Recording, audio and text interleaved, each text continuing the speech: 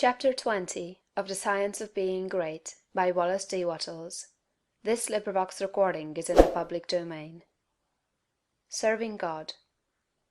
I have brought you thus far through the two preceding chapters with a view to finally settling the question of duty. This is one that puzzles and perplexes very many people who are earnest and sincere, and gives them a great deal of difficulty in its solution. When they start out to make something of themselves and to practice the science of being great, they find themselves necessarily compelled to rearrange many of their relationships. There are friends who perhaps must be alienated. There are relatives who misunderstand and who feel that they are in some way being slighted. The really great man is often considered selfish by a large circle of people who are connected with him and who feel that he might bestow upon them more benefits than he does. The question at the outset is it my duty to make the most of myself regardless of everything else? Or shall I wait until I can do so without any friction or without causing loss to any one? This is the question of duty to self versus duty to others. One's duty to the world has been thoroughly discussed in the preceding pages, and I give some consideration now to the idea of duty to God. An immense number of people have a great deal of uncertainty, not to say anxiety, as to what they ought to do for God. The amount of work and service that is done for him in these United States in the way of church work and so on is enormous. An immense amount of human energy is expended in what is called serving God. I propose to consider briefly what serving God is, and how a man may serve God best, and I think I shall be able to make plain that the conventional idea as to what constitutes service to God is all wrong.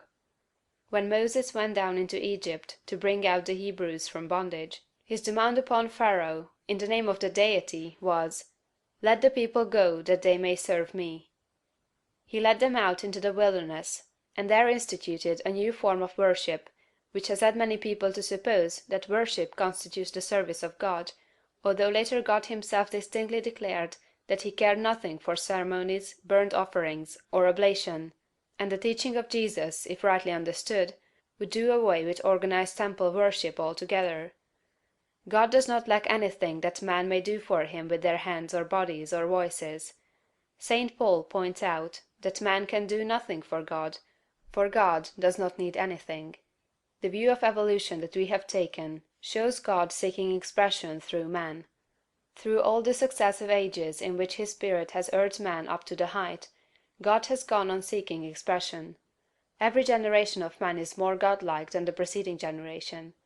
Every generation of man demands more in the way of fine homes, pleasant surroundings, congenial work, rest, travel, and opportunity for study than the preceding generation. I have heard some short-sighted economists argue that the working people of today ought surely to be fully contented because their condition is so much better than that of the working man 200 years ago, who slept in a windowless hut on a floor covered with rushes in company with his pigs. If that man had all that he was able to use for the living of all the life he knew how to live, he was perfectly content, and if he had lack he was not contented. The man of today has a comfortable home and very many things, indeed, that were unknown a short period back in the past, and if he has all that he can use for the living of all the life he can imagine, he will be content.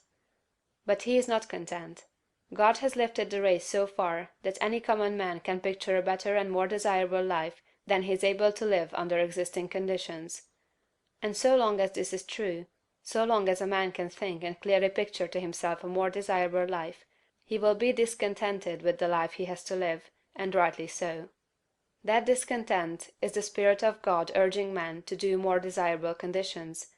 It is God who seeks expression in the race. He works in us to will and to do. The only service you can render God is to give expression to what he is trying to give the world, through you. The only service you can render God is to make the very most of yourself in order that God may live in you to the utmost of your possibilities. In a former work of this series, The Science of Getting Rich, I refer to the little boy at the piano, the music in whose soul could not find expression through his untrained hands. This is a good illustration of the way the Spirit of God is over, about, around, and in all of us, seeking to do great things with us, so soon as we will train our hands and feet, our minds, brains, and bodies to do his service. Your first duty to God, to yourself, and to the world, is to make yourself as great a personality in every way as you possibly can. And that, it seems to me, disposes of the question of duty. There are one or two other things that might be disposed of in closing this chapter. I have written of opportunity in a preceding chapter. I have said, in a general way, that it is within the power of every man to become great, just as in the science of getting rich, I declare that it is within the power of every man to become rich. But these sweeping generalizations need qualifying. There are men who have such materialistic minds that they are absolutely incapable of comprehending the philosophy set forth in these books. There is a great mass of men and women who have lived and worked until they are practically incapable of thought along these lines, and they cannot receive the message. Something may be done for them by demonstration, that is, by living the life before them. But that is the only way they can be aroused. The world needs demonstration more than it needs teaching. For this mass of people, our duty is to become as great in personality as possible, in order that they may see and desire to do likewise. It is our duty to make ourselves great for their sakes, so that we may help prepare the world, that the next generation shall have better conditions for thought. One other point. I am frequently written to by people who wish to make something of themselves and to move out into the world, but who are hampered by home ties, having others more or less dependent upon them, whom they fear would suffer if left alone. In general, I advise such people to move out fearlessly, and to make the most of themselves.